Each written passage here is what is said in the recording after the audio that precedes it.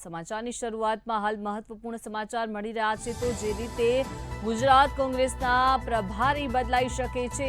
મહત્વપૂર્ણ સમાચાર મળી રહ્યા છે। રાજસ્થાનના મોહન પ્રકાશનું નામ રેસમાં જોવા મળી રહ્યું છે। ભૂતપૂર્વ ગુજરાત પ્રભારી રહી ચૂક્યા છે મોહન પ્રકાશ, ત્યારે પ્રભારી બદલાઈ શકે છે। રાહુલ ગાંધી અને કોંગ્રેસની ગુટબુકમાં છે।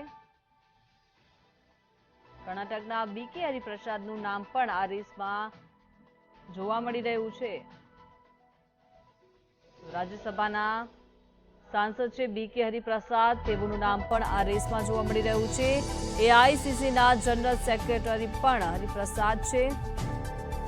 ગુજરાત વિધાનસભાના પરિણામ બાદ ફેરફાર થશે। પરિણામમાં કોંગ્રેસે થોડી પછાડ ખાધી છે, તેને લઈને હવે પ્રભારી બદલાઈ શકે છે। ગુજરાતની કમાન રઘુ શર્માના હાથમાં હતી।